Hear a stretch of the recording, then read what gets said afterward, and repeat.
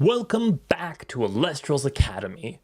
Today's lecture we will teach you how to harness the most powerful magic of all, chronomancy.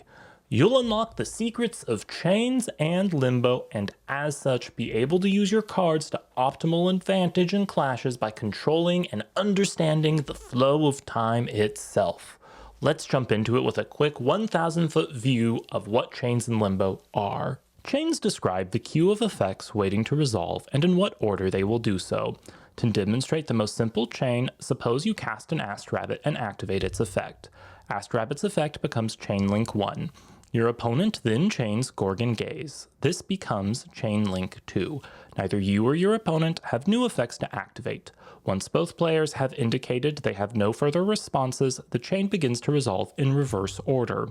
Gorgon's Gaze resolves first, negating Asked Rabbit's effect, which removes it from the chain. Now on to Limbo, which is a term that serves two purposes. In both cases, it's a waiting area. It can refer to the waiting area between a card being played and fully cast, which we'll get into a little more in this video. While in Limbo, a card and its spirits are not on field. This is why you can't Nexus from counter or invoke runes. Once both players have declined further responses, the chain becomes closed before it starts resolving, which means all new effects that trigger go to Limbo. This Limbo is the waiting area pending effects go to while a chain is resolving. Once the current chain has resolved, all effects field checks happen. Any card that is under-enchanted is sent to the underworld. This is not being destroyed and would not trigger when destroyed effects. Then all effects in Limbo are taken out to form a new chain. The turn player will add all effects from Limbo to the new chain first, followed by their opponent. You now have the knowledge to understand why Frigicub can't perpetually keep itself alive while nexusing its own spirits away. To review Frigicub's effect, it has an active effect that lets you nexus to Frost and a linked conditional that allows you to enchant a Frost from the underworld to the field. Let us examine how this effect resolves in practice. Frigicub will activate its effect to Nexus, becoming Chain Link 1. Your opponent is nice enough not to activate an effect. The chain closes, Frigicub Nexus begins to resolve, you Nexus off the Frigicub, meeting the condition for its enchantment effect. Frigicub is now misenchanted and cannot activate its conditional action to enchant. The chain finishes, field checks occur, Frigicub is under-enchanted and goes to the underworld. Now, the obvious question is what precisely makes the enchant effect unable to activate. It's not that the Frigicub went to the underworld. Cards that go to the underworld can activate their effects still. For example, the ability to cast another Viserys when Viserys destroys an Elestral in battle can still activate if Viserys crashes with another Elestral. When a card goes to the underworld, it will check its previous state of the card on the field to determine if the effect can activate. If the card was not properly enchanted, either from too few or the wrong type of spirits, the effect cannot activate. In our example here, our Icy Friend was under-enchanted before being sent to the underworld and can no longer use its effects. There's one more intricacy of timing to understand to get full control of time, and that is priority. Priority starts with the turn player, and it passes to the opponent either after the turn player has added an item to the chain or passes their priority voluntarily to the opponent. If the opponent also passes after the turn player cannot add new items to the chain. The chain will become closed and start resolving. The turn player may respond after passing priority if the opponent added a new item to the chain, however. Now we understand timing well, we can ask an interesting question about activation conditions. Can a card like Shield be activated if an opponent manages to insert a chain link before you activate your shield? The answer is thankfully no. Chain blocking is not a thing in this game. The whole chain is valid for activating a card once the condition for activating it occurs. This is separate from a conditional effect, such as Flammoth's ability to negate a rune when activated. Conditional effects, as previously discussed, are prefixed with when, and are activated when the condition is met. You cannot retroactively choose to activate Flammoth on a rune from earlier in the chain if you previously passed on activating the conditional.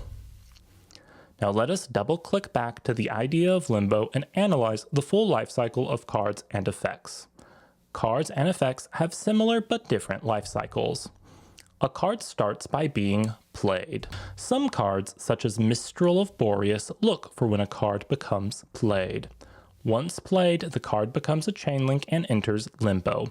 Limbo means the cards and spirits to play it are present and in position, but not yet active or considered on field. If the card has a passive effect such as Galaxy, it is not active at this time. Once the chain begins resolving, if the card gets to its chain link with no hiccups, it becomes cast. Effects live a similar life cycle, with Limbo at a slightly different location. Effects start their life in Limbo if the chain is currently closed, making this part of the life cycle optional. Once the effect becomes a chain link, it is activated. If the effect on the chain link is reached without getting negated, it resolves and executes all appropriate actions. Now let's observe all of these steps by overanalyzing the process of casting an Asked Rabbit. Step 1 will be to declare the cast of Asked Rabbit and play it. The Asked Rabbit is now in Limbo and its cast goes to the chain. The opponent has no response, the chain resolves, and the Asked Rabbit becomes cast. The Asked Rabbit is now cast and receives its Thunder Spirits. The effect of the Asked Rabbit now goes to chain and is activated. Assuming no opponent response, it will resolve. Cards look for these different stages, and it really does matter. For example, Cockray looks for the activation of First Light. Firstly, that might be confusing since First Light is a card. Really, this is shorthand for the effect of First Light. When activation happens, the chain is still open, which means Cockray gets to go onto the same chain with First Light. Remember, a card that is played with the wrong spirits has no effect, which means it never activates. So if First Light is played without Solar, it will never activate and Cockray can't use its effect. When a card with an effect like an Instant Rune is played, the card's cast and its effect share a chain link. The events are simultaneous. Spoiled Fruit is another card that looks for activation based on effect type. This Spoiled Fruit can be cast when an effect that heals one or more spirits is activated. Some cards, such as Ash Rabbit, might only conditionally or optionally heal spirits. Ash Rabbit may very well target no spirits with its effect. Even if Ash Rabbit targets no spirits, Spoiled Fruit can still be used against it. At activation time, there is no way to enforce what will go on at resolution, and as such, Spoiled Fruit doesn't care about the results at resolution, simply the contents of the effect text.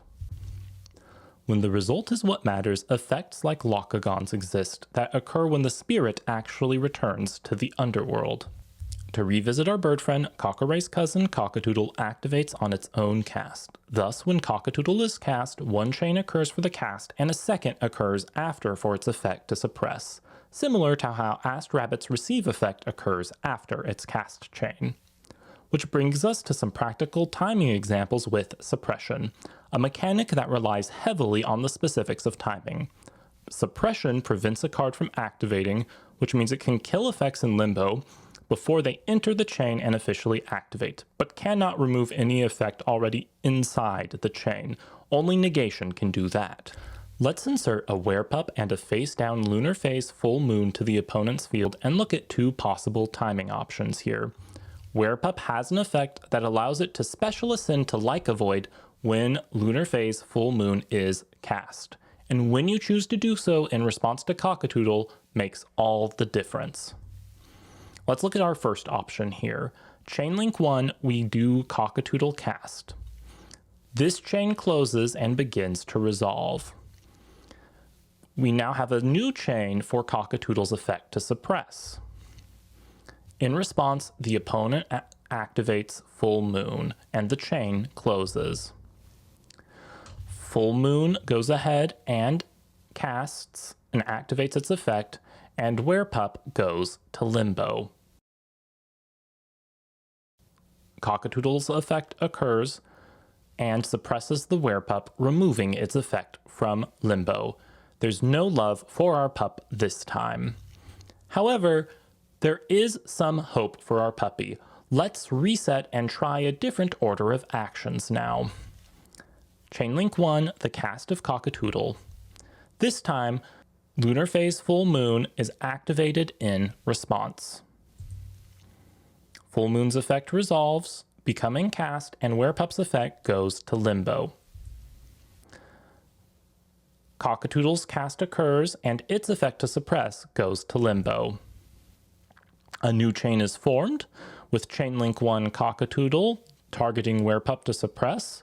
Remember that targets must be declared when the effect goes to chain. Chain link 2 Werepup activates and the chain closes. Werepup's effect activates and the ascension goes to limbo. Cockatoodle suppresses, nothing happens, the Werepup was already on chain. And then a new chain forms to cast the Like a Void. This will simply be chain link 1 Like a Void cast, the Werepup will leave the field here, the chain will close, and the Like a Void will become cast. As you can see, timing made all of the difference here. Where you chose to chain the full moon determined whether or not the ascension could happen. This is why your control of time is so important to Elestrals. Let's examine a common blunder for new casters, attempting to dense fog an Elestral's cast to prevent a receive effect. Let's start with a Dratagwa that has been cast. Dratagwa has an effect that allows you to heal when it receives a water spirit. You may go ahead and chain dense fog here in an attempt to stop that heal effect. However, because the Dratagwa is not yet cast, it is in limbo and not on field. So when dense fog goes to resolve its effect here, Dratagwa is not on field and therefore does not become suppressed. It will become cast, receive its water spirit at this point in time. Now it is on field and its effect goes to limbo and it heals. So let's rewind for a moment and ask a question. What if you activated dense fog later? Well, recall that you can't activate dense fog mid-chain. Once the chain is closed, you have to wait for the next one to activate new effects. And even if you could, that effect would go to limbo with Dratagwa's receive effect. Either way, there is no point in time which you can activate the dense fog to stop the receive effect of the Dratagwa. If you activate it early, the Dratagwa is not on field and will not become suppressed. If you activate it later, Dratagwa has already activated its effect and gotten it on chain.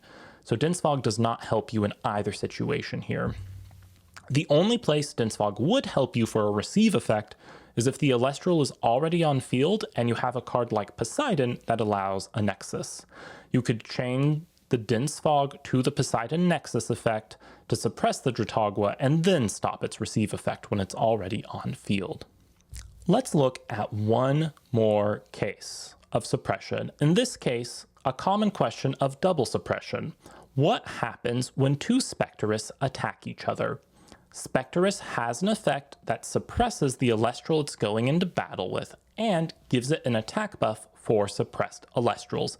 So the question is, what happens when these two Spectrus enter battle with one another? So we'll start by having Spectrus enter battle with Spectrus. Don't worry too much about the mechanics of the battle phase. We'll be going over that in our next lecture. So, turn player will have priority, and their Spectrus will become chain link 1. The opponent's Spectrus will become chain link 2, and the chain will close. The chain will begin to resolve. The opponent's Spectrus will suppress the turn player Spectrus. Turn player Spectrus was already on chain, and as such still gets to resolve its effect, suppressing the opponent's Spectrus.